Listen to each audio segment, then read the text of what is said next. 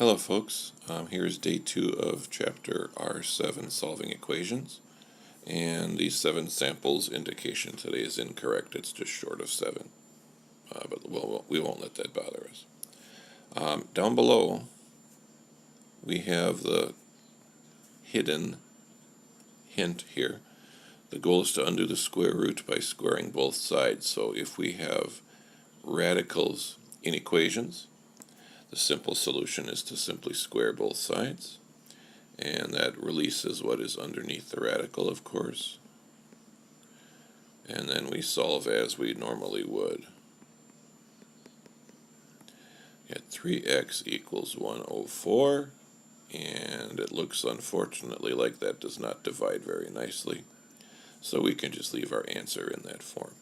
So as we're working with radicals, you simply square, or if you need to, cube, or raise to the 4th power, whatever the case may be.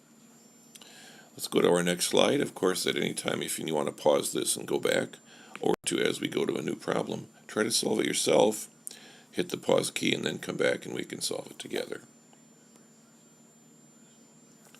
So, here of course, let's organize all of our numerical values on the same side of the equal sign, and we'll keep our 5th root idea here. 3x plus 2 is underneath. And of course now, since we don't have something squared, it is a 5th root, we have to of course raise it to the 5th power to undo this 5th root business. We're left with our 3x plus 2 now released from under the radical, and this is now 2 to the 5th, which is of course 32. From here we proceed to solve in the normal manner, isolating x, getting it by itself, and we come up with an answer of x equals 10. Now, one issue that arises in these radical problems is we really need to check the answers we get. So if you have a quick look back up to the original problem, and you maybe consider what happens if we plug a 10 back in up here. Are we going to have something bad happening that should not happen? I think it's easy to see that here we'll get 30 plus 2, which is not a problem finding a 5th root for that number. We may see a case or two where we cannot use answers like we saw last night in the homework problems. Move to the next sample, if we are ready. Here again, simple solution is to square both sides. So our left-hand side, it's not a problem. But on the right-hand side, recall, we're squaring the entire side. So this would require us to do a FOIL calculation. X squared plus 2x plus 2x leaves us 4x, and 2 squared is 4.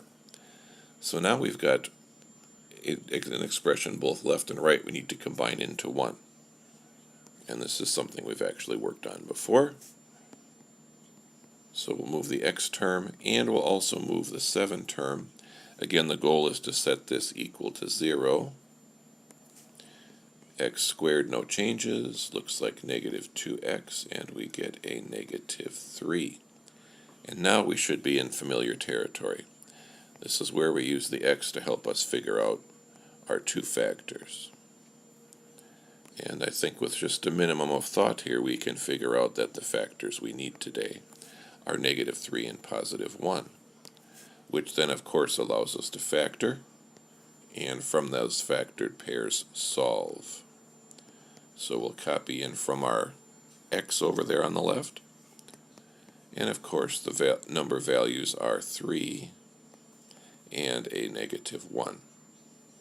Now, just being aware and alert, if we plug those numbers back in up above for the 6x, neither of those generates a number negative enough added to the 7 to generate negative numbers underneath the radical, and that's what we're watching out for. We really do not want a negative value under this radical, and each of our numbers does not make that happen, so we're safe in this case. Just to be sensitive to that fact. Our next example for today is very similar. Before we do anything, of course, let's move the 5 to the other side. And then, of course, once that is taken care of, our process is, of course, to square both sides. Once again, this side isn't a problem, but on the right-hand side, don't forget, make this real clear, that we have to actually FOIL this guy out. So x squared minus, this will generate two 5x terms which will come together, and we'll have a plus 25. If you need to pause and take some time to work on that FOIL, you may do so. Once again, we set equal to 0. As usual. And we end up with x squared minus 11x plus, that's going to be 18. And again, somewhat familiar territory, I would hope by now. Product is 18, the sum of my values is 11, negative 11. And if I consider for a moment factors of 18, it doesn't take me too long to figure out that we have a negative 9 and a negative 2. X minus 2, x minus 9, which generates answers of 2 and 9. And looking back up to the original, plugging in either of those will not cause any problems in the radical term here. It will not generate any negative answers. So just as a quick visual double check there. Moving right along. Notice this problem has two radicals, and I have attached to Blackboard some other videos that deal with problems like this. The solution for this type of situation is we want to take one of the two radical terms and get it to the other side over near the 1 is. We want to isolate one of the two, and that's completely our choice. I'll decide for this one it might be best for us to move the one that is negative. I'm just going to try to avoid the negative if I can. 3x minus 3. So we shift that term to the other side, trying to get this guy here by himself, which we now have. On the other side, it's not the prettiest thing we've ever seen, but something we can handle.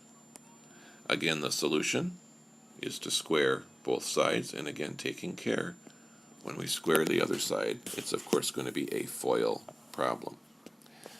And we'll see we have to deal with this situation one more time. So when I square the square root of x, I get x. On the other side, when I FOIL, I will get 1 plus 1 times 3x minus 3 plus another 1 times 3x minus 3 plus, now here, when I square this last term, the squaring of that will essentially get rid of the radical. So now we have a number of different terms to try to combine over here on this side. So let's kind of take stock of what we have. I see a 1 and I see a negative 3. Those two pieces can come together. I see two terms here which are identical, which means we have 2 square root of 3x minus 3. And the only other term I happen to have left is this 3x hanging out by himself. So we will just put a plus 3x in over here, and that all equals x. Notice we still have a radical that we need to take care of as we're working through the solving process. It's luckily for us in red, so our goal here is again to move the blue parts to the side away from the red part, from the radical portion, and we'll start that process now. Add 2 to both sides of the equals, minus a 3x to both sides of the equals, and we'll combine like terms. I'll hang on to this here. And we're going to get a negative 2x plus 2. Note my radical here is not quite isolated yet. We have to get this 2 divided away, so let's take care of that next. Divide by 2, divide everything by 2, and here's what is left. Negative x plus 1 equals square root of 3x minus 3. Finally, now I've got this radical isolated. I can square away as normal. And don't forget we're squaring the entire left-hand side. Let's make a little more space for ourselves here. And the fun continues.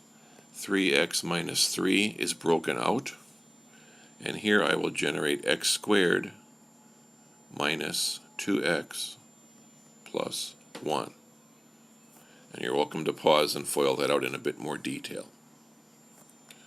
Now let's combine like terms. Minus 3x minus 3x plus 3 plus 3. And we end up with, in the process of setting this equal to 0, x squared minus 5x plus 4.